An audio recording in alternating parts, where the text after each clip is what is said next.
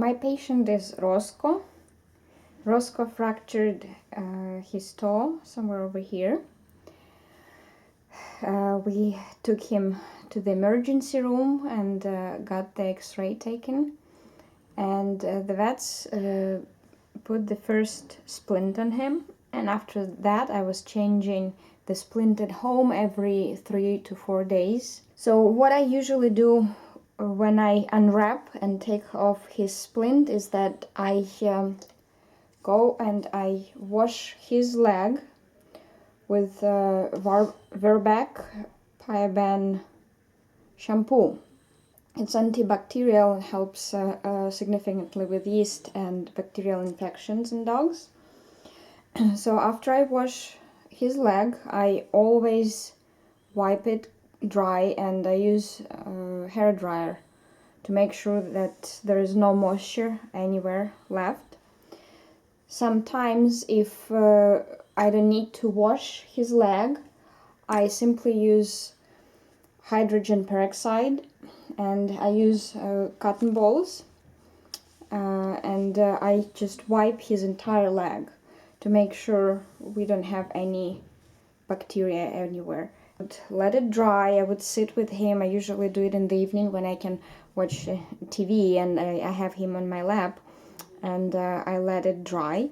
And after it's dried, I usually apply triple antibiotic on the places that have sores and all around his paw over here in this area, because if you can see, it's very, very dry because it's wrapped around and air doesn't get into it, so it's even a bit different color if you can see. Coconut oil actually is a good one as well. If there is no infection, you can just use coconut oil, but triple antibiotic has very thick cream and prevents bacteria. So I apply a little bit of it on his paw. So first I bought rolled gauze, and it comes in wide rolls like this. They're too big. They're too big for his leg. If I would wrap around it, just way too big. So what I do, I just simply cut it in half and I get 2 smaller rolls like this, which are a lot easier to use with the small dog like him. I also bought self-adherent wrap. It's a stretch material that I use on the top, and it sticks together. Just make sure it doesn't get on his skin. I will also need just regular tape, and I sometimes use regular cotton, just like that, or even some cotton balls to pad it where needed. And that's what I got originally from the vets. The splint itself, it's already shaped in a spoon kind of shape. It's padded inside, and they gave me 2 rolls of gauze that are a bit thinner. I just use it to tie it to the splint. Make sure that we have a lot of padding and all the materials we use is stretch. So for example, the rolled gauze I bought, it's stretchy. The goal is to provide a lot of padding so it won't cause any sores. Unfortunately, the only sores that I got eventually, the problem that I got eventually with him is that from the tape. Measure his leg, and it's okay. I measure his leg and I take pretty much 2 widths of it. That's the length I need.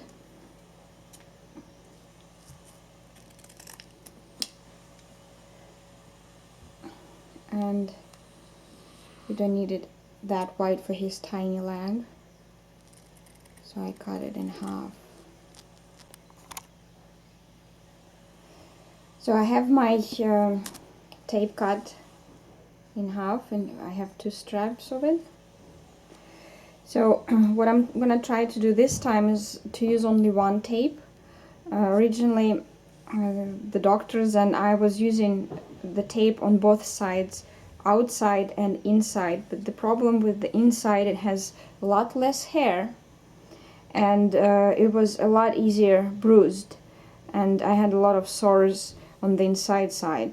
So I will, every time I was changing his splint, I would move the location of the tape, and this time I'm gonna put it over here where I see there is more and thicker hair. And then we take gauze, and we could start from the top, but I prefer to start from the bottom so I can wrap his injured part first. When wrapping dog's leg, just make sure it's not too tight so you won't cut the circulation, but if it's too loose, then the leg will move and shift, and that will cause sores. So you have to find a perfect tension of the gauze. In my case, see, this is too loose, this is straight, and I just tighten it just slightly bit. So again, this is loose, this is straight, and I just tighten it slightly. If I do a bit more, then it's too much. So that's the pressure that I'm applying.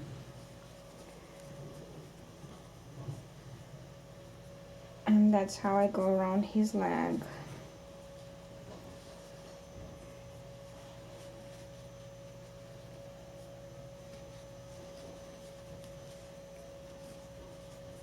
Good boy, Oscar. Good boy.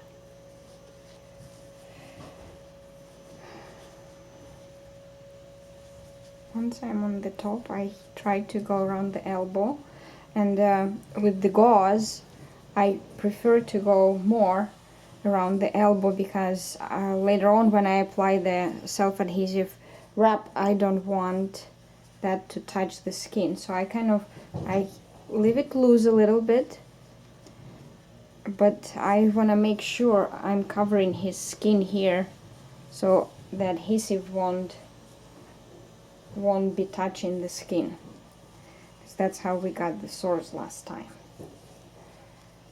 So we go again, and pretty much I use the whole roll for his leg. So for the 3-4 days that he's wearing this, every evening I massage it just to make sure there is circulation.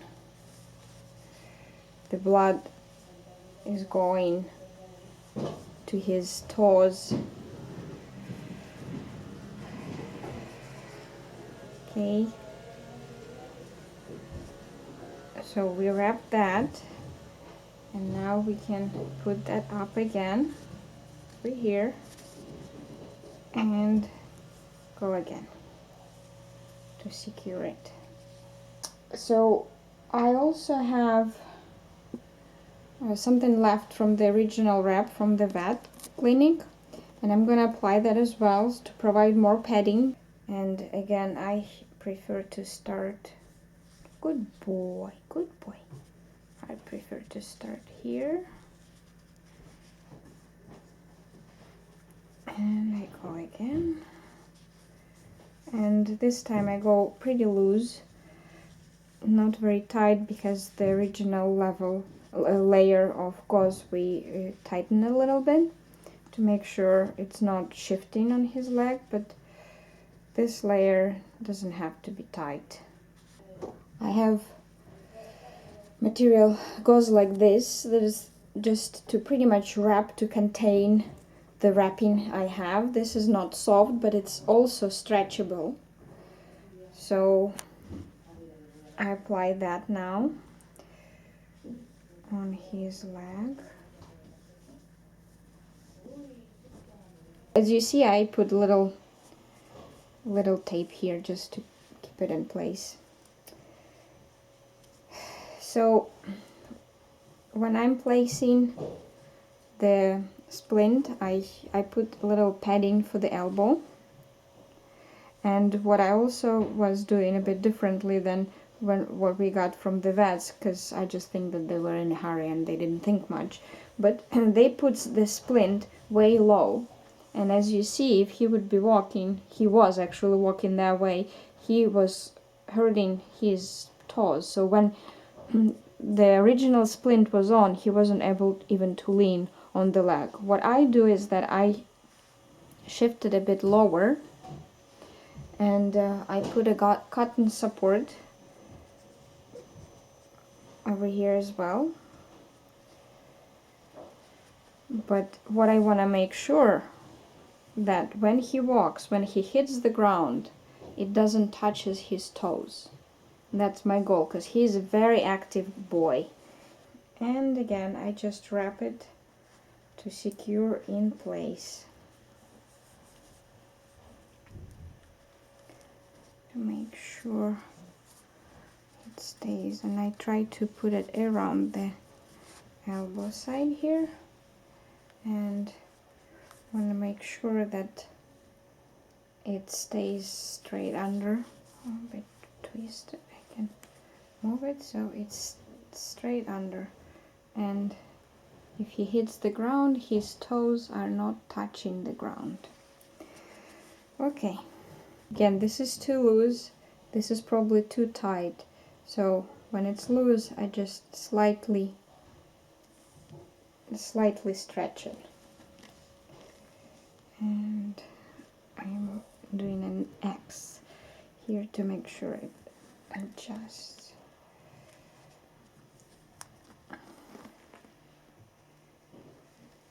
And you can see how it's already all scratched and bended from him running. Okay, so make sure that you unwrap it a bit more in advance, because otherwise it will be too tight. And oops, good boy. Hey, good boy. Oh, good boy. Okay, so that's done. And I press a little bit to make sure it sticks together, and then I also cut a bit of tape. And I put it on the edge of it, so just to make sure he won't lick it off and it doesn't come off. Okay. Okay, Roscoe, come on. And that's Roscoe wearing the splint.